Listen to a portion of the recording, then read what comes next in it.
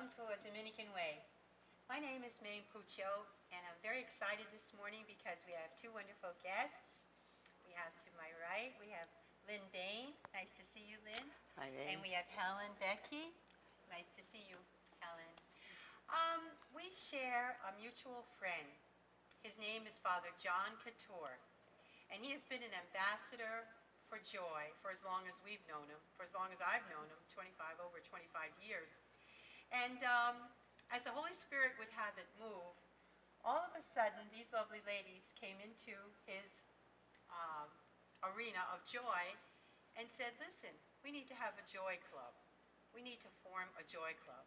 And if I'm not mistaken, joy seems to be one of the things missing from the nightly news or the newspapers. Not a whole lot of joy going on.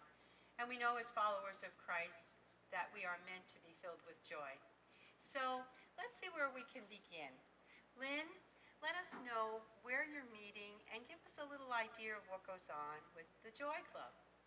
Well, we're meeting at St. Christopher's Church every Tuesday at 10:30, and we use Father's books as guides.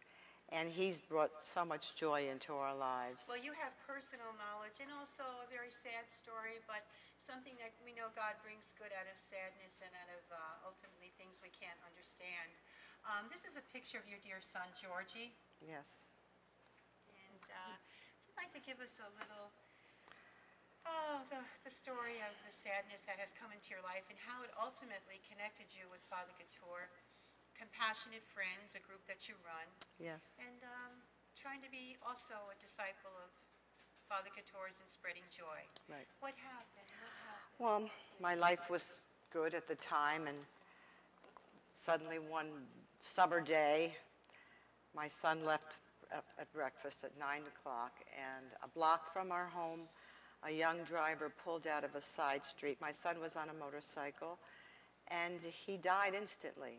So 1 minute I had this beautiful, handsome, healthy boy, and the next I saw him on a slab in the morgue. So to say that I could survive that is a miracle in itself, because nor did I want to survive it.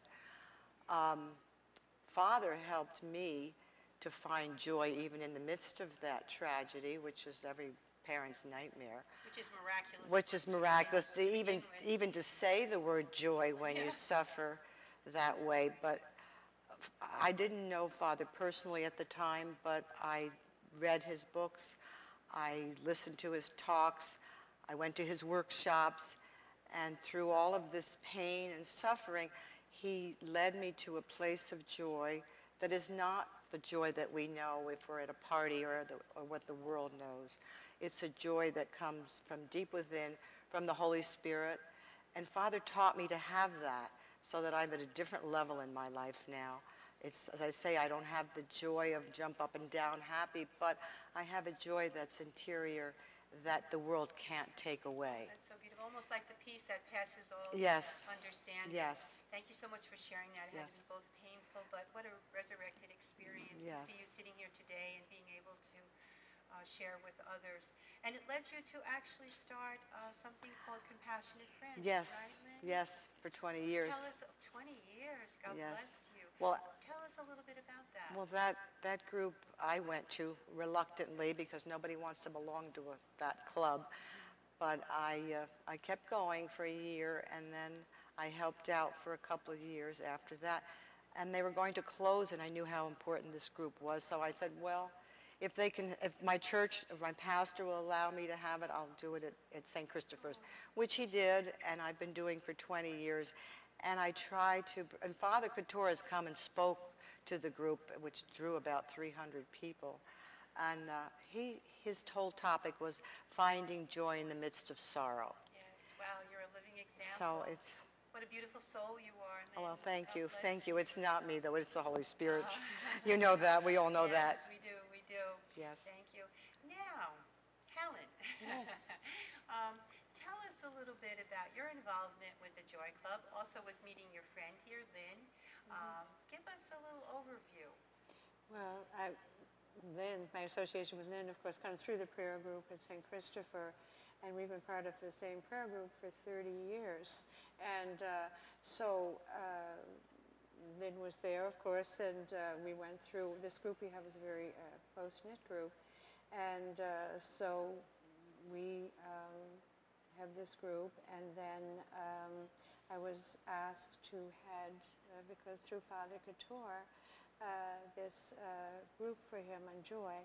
And so we had this group that Lynn had mentioned with Father, that through his books we began to know Father, and we began to, every people would bring in his, maybe his columns, and so he was always a part of our group, and as Lynn said, we would go to see him at different, conventions and things. And so we got to meet him then personally, and we got to know him. And as Lynn said, we also participated with Lynn and the Compassionate Friends when Father was a speaker, and he wanted to know about us. Who was it that helped you with this? And so she mentioned the prayer group. And so he started, we had lunch with him, and we met him other One times. thing led to another. Yes, and through my community. Also, I had invited him to speak. I am a director of a lay Carmelite community, and I invited him to speak as well for us, a day of recollection. And so that's the way we came to then understand how through our community and living in community and being friends, how we were able to actually find joy in suffering, and through our community, just being together, shared suffering,